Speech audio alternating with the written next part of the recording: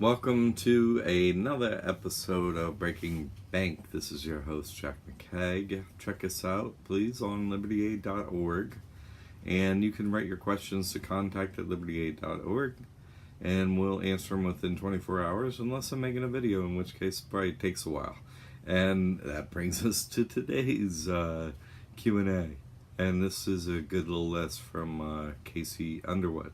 Thanks. He's a longtime supporter and client and doing great things out in California. I mean, it's great to have a client that is doing such great service to others and just has taken to all this work so well and has like crazy great credit for his person and just on and on. So you're really killing it out there, Casey. Keep up the great work. I'm going to get that mentoring started soon. I know I'll be talking to you, and your questions are really appreciated, because good questions moves everyone along. So thank you for yours, and let's get to them. All right? Happy day. I have several questions. This is the first question. It's like 5 questions in one. I love it. First, in response to a validation letter, a debt collector replies with a copy of the signed contract, this is counterfeiting. There seems to be many different counterfeiting laws. True that. Exactly which law or laws are they breaking when they attempt to collect a debt with a copy of the debt instrument? And then there's a parentheses. What specifically would I write on the small claims form? Okay, that's a good question. Okay, what's written on the small claims form is in our debt removal package. It's in there. It's always being updated. In fact, we have an add-on update. In case you write to contact@libertyaid.org. and get that add-on if you're actively using it. I'm putting out it won't be as good. I'm gonna do a new debt removal package with just everything in it. And I think from your question, I'll include these laws and so on, because they kind of try and hide it, don't they? Like, there are all these counterfeiting laws, but it goes like this. Here's the way it goes. The Fair Debt Collection Practices Act, which is a part of the United States Code. That's a body of law, right? Okay. The Fair Debt Collection Practices Act is a part of the United States Code. It's like a certain section of it. When they pass an act, that becomes a part of the United States Code. Okay, they meaning Congress or whatever legislative branch or whatever, judicial. It becomes a part of the code. Okay, and so that's the code, the United States Code. You must validate the debt, it says in there. Okay, well, what does validate mean? Well, you got to go look up validate, right? Validation. And so this is some of this is in the UCC, some of it's in United States Code, but most of it's in the United States Code. So you got to go look up validation. I forget whether it's UCC validation or USC, but this will all be in the package and so on. I had it in older packages, like 5 years old or something like that. I think I'm going to add it back in because it's good to know the laws they break, but it doesn't really come up in court because we have to do a different thing. But so this isn't super hyper important, but it's important for you to know this, all right? Anyway, let's continue. Validation. Okay, it looks up, well, what does validation mean? It means, you have to give the debt instrument. Okay, then you gotta go, okay, I gotta look up debt instrument. What does that mean, right? And you go look up debt instrument, and it says basically in there that it has to be original in the debt instrument. So in what a debt instrument means. So basically they hide kind of some of the definitions and so on in different parts of the code, and they tell you what you have to do, but then you got to go look up what a couple words mean. So actually Fair Debt Collection Practices Act says it. That's the one. You must validate. Then you got to go look at what does validation mean, what does debt instrument mean, and so on. but it means you have to have an original. And let's just go over the laws. Don't really matter so much. I mean, here's the way it goes. Oh, you say a copy's good? Okay, well, you just change the law, judge. That's fine, and I'll give you copies of dollar bills. Here, actually, I'll give you an original. Here's a $20 bill. You just, this, they can just go make copies now of that original, that instrument of the In God We Trust. It's a dead instrument. So what it's kind of like, how valuable is a copy of the signature? Like, I mean, maybe if it's on a football, for, the NFL, it's like, oh, that's a copy of whoever's signature in gold there, whatever. Makes that football worth a little bit more, that copy. But it's not an original. He didn't sit there and sign every one. If he sat there and signed every one, this famous quarterback, whoever, right, it would have more value than the printed on one, right? And so you have to make sure, oh, is that an original, signature? Also known as an autograph. And besides, how do I know the difference between a signature and an autograph? Hard to know. So, anyway, they just need an original. You come and collect in debt, you have to have a contract that shows it's owed. You can't have a copy of it, because who has the original? Only one can be due a debt. A debt doesn't morph into multi-debt. Okay, it's just who has the paperwork. Otherwise, I can't tell who I owe. Think of it like this. It's a contract. That's all you're doing. You're saying I contracted for your services or for your product, right? Where's the contract that said I contracted with you? Let's just, contract law. Business law is based on an original contract. All of it. Everything here is based on contract law. Everything. Right? If you're not in this trust, you're in God We Trust, right? It's always about the original signature and the contract, the proof. Everything is about that here. Including you, and your soul. See, that's how you beat the In God We Trust. You say, well, where's my signature on, oh, you got a birth certificate. Yeah, but where's my signature? My parents can't send me to hell. I don't care how much they disliked me. I was a child, right? They can't contract for my future based on caring for me as a child. They can't do that. So when you become of age, you don't have to be with Satan. You can exchange the contract. Also because they don't have your signature on it. You see, where's the instrument? Right? Okay. Let's use a very simple example. What do they call it? I was a general contractor, a licensed general contractor. Contract is a contract. Where's the contract? You make a contract to fix someone's house, let's say, right? Okay, let's say the contract's for $10,000. I was going to put this little thing on your house, okay? And then I did it, and now I send you a bill for $100,000. And they're like, we get a contract that says $10,000. You're like, no, I want $100,000. Like, yeah, but we have a contract that says $10,000, so we're not going to pay you for the $100,000. See, we have the original contract, right? They have it. They got an original too.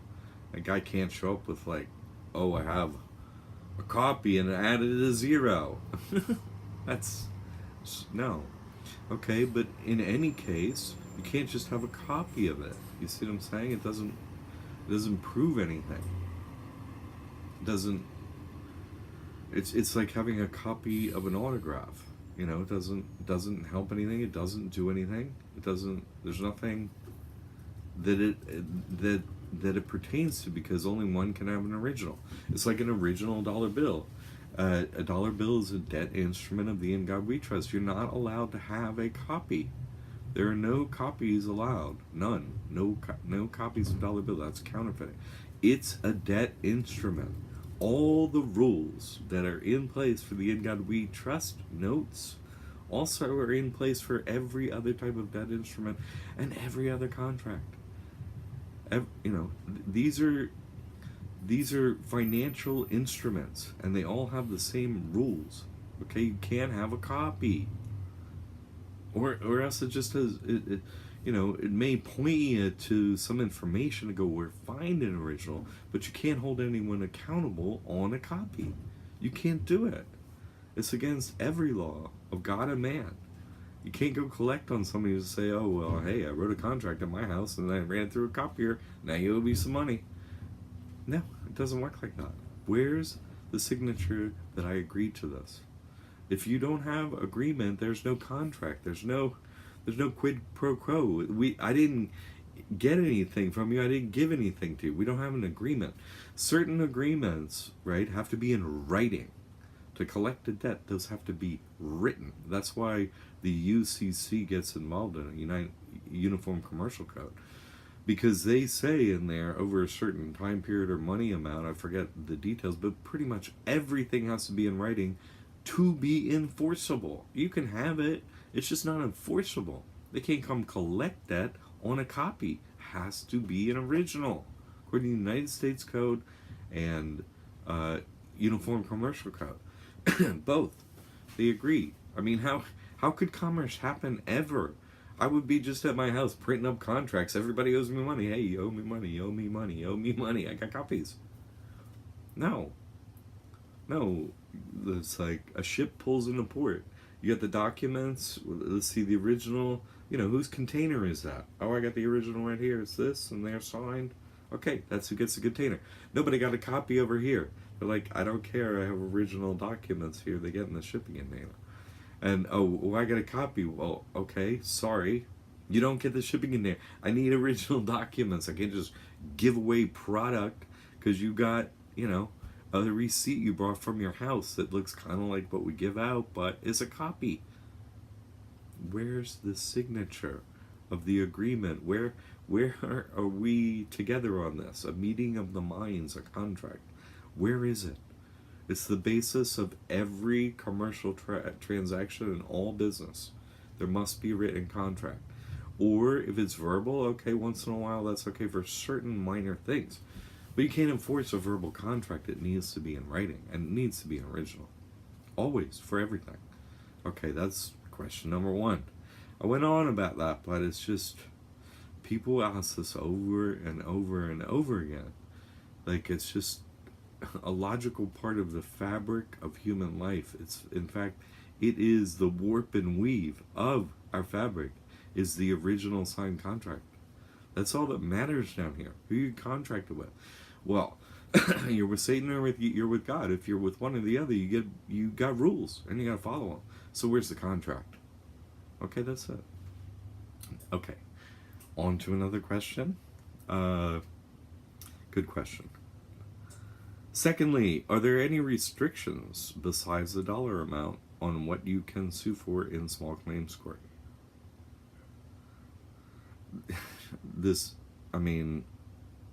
Yes, there are. Anything outside of a dollar amount is what's called in law specific performance. And some small claims allow specific performance and some don't. So I've encountered both types.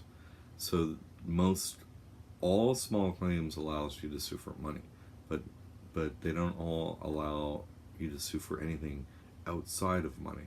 For example, I'll get that money in 24 hours. That's not money. That's a time period. That's another item. You see, if you win a judgment in court, you don't get money from the other party. That's not how it happens. You have a judgment. Now you can go collect legally with the judgment. That doesn't mean you're going to collect anything. Okay? So small claims, they do or they don't allow outside of money. It's just based on the state usually. It goes down to the county, and you would get that information from the clerk of court at the county level. Okay. Third, if I have proof of a violations totaling more than an allotted amount I can sue for in small claims court in my state, do you recommend that I voluntarily reduce the amount of the claim to the dollar limit of small claims court, or do you recommend suing for them the full amount in regular civil court? I don't go to regular civil court. It's just a hassle. It's a whole bunch of paperwork. They beat you on rules and bullshit. There's no reason to go there. Not for any reason ever. Not in civil. I would never do it, not ever. Small claims is free the way I show you how to do it with one piece of paper. It causes them the same amount of money. They still have to have an attorney come. And the rules are all shifted in favor of just the individual in small claims. And some states don't allow lawyers to go into small claims. Most do, though. And Florida certainly does. And if they don't, you're going against the bank and says no lawyers, you're still going to go up against a lawyer, actually, every single time from a bank. They'll have an employee come by that's a lawyer. So that's the way they get around that. So, okay, that's a good question. Another part to that question. Yes, I would voluntarily reduce the amount. That's what I would do. Or I would make a comedy of it, sort of make fun of them, which I've done for $33.33 off of that filing. That is a part of the package. That's like super reduced, below say $5,000 limit. $33.33 sends a different message. We're not going for the dollar amount anyway. It's no big deal. 5,000, 1,000, 33, 33, whatever. It matters if it's tied specifically to a fine. I usually go after the fine, the $1,000 FDCPA violation. We're in the room. Where the documents, you don't have them, now I have a reason to hunt you for real, more lawsuits, etc., etc., etc., more enforcement. Okay. Third, if I have proof, we just did that one. My bad. Lastly, if a friend or family member plans to file a lawsuit, would I be able to represent them in court, or act as their legal counsel, or speak on their behalf physically in court? Would the answer change if it were a small claims case versus a regular court case? I'm not a lawyer, right? Good question. Almost every case, the answer is no. You can't do it. Nope. Can't speak. Can't do nothing. You have no interest in it. In other words, your money's not on the line. It's their money, whatever. It's... So no, and there are rare exceptions, okay, and I'll tell you, here's a rare exception. And you have to go, and, it depends, like, rules change for upper court and small claims, so whatever, you have to go look. The clerk of court, and the rules are usually online now, but, almost always, but you can ask the clerk of court where to go look. They usually won't give you the answer to the question, they'll tell you where to go look for the answer to the question. You have to interpret it yourself. They don't basically answer too many questions like that. They just point to the book on where it is. You understand? They don't answer questions. They're like, do it this way. And then they decide once you submit your paperwork whether they reject it or accept it. The paperwork you hand it in, that's it. I don't advise you. They know the rules. And here they are. Follow them or, don't. And then they just decide if you follow them or you didn't. And they let you move forward or they don't. Okay, so the rare exception that I have run into in rare circumstances. In some jurisdictions, in some courts, I have seen that a power of attorney can allow someone to do it, to do this. And I have seen that power of attorney restricted to almost all the time husband and wife, or a child and their guardian or parent. That's almost the only time I've ever seen it, and a lot of different places bring it up and say you can't do it. So that's the rare exception that I've seen. So, good question. And in fact, you don't ever want to do that anyway. Is the true answer to that question. Never do that for anyone. Because why? Because it removes their possibility of becoming closer to God. They're fearful. I don't know enough to go to court. I need Casey's help. I'm too scared to do it. Oh, okay. Well, God set you up to overcome your fear, and now you're going to choose someone else to overcome your fear. God's going to be like, He's staying hell. What are you kidding me? I got another coward on my hands. I knew you wouldn't do it. Whatever. It doesn't help anyone to do it, Casey. It doesn't help anyone. Don't ever do it. Not ever. For any reason, never is my recommendation to everyone.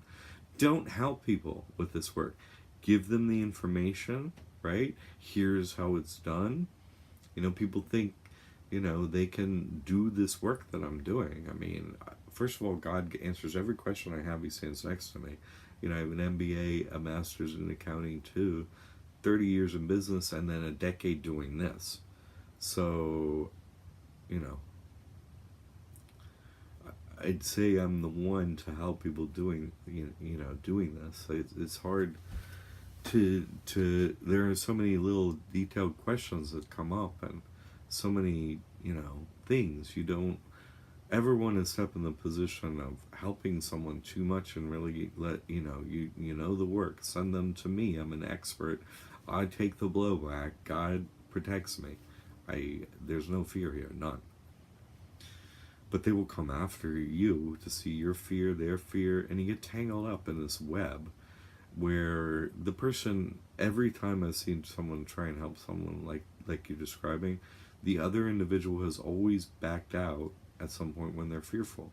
Yes, you can tell them technically, oh, do this, do that. It doesn't help them. They have to do it in their own good time, or they don't. Human lives, we reincarnate as many times as we need to until we lose our fear and come to God. So this is an opportunity for them to overcome their fear and come to God. And it's really the most important work that we do, is that work. So don't ever do that, is my recommendation to not just Casey, but everyone. Okay. Thanks in advance. God bless. Casey Underwood. All right. J. Baba, Casey, thank you for your great questions and your patience until I got around to answering them. They were all very good. And I'm looking forward to this mentoring program and process, and I know you'll be a part of it. And some others, I'm really want to bring this knowledge base out of me and into other people that really want to get this all the way. So I'm really looking forward to that. It'll come soon. People have been asking a lot, so it's more like I want to get these packages right where they need to be, up. And I'm probably just going to do the corporate credit one and then go to the mentoring, I think. But we'll see how it plays out. But I'm doing it as fast as I can and still help everyone with their problems and so on. So thank you, Casey. Write your questions to contact@liberty8.org. God bless your success.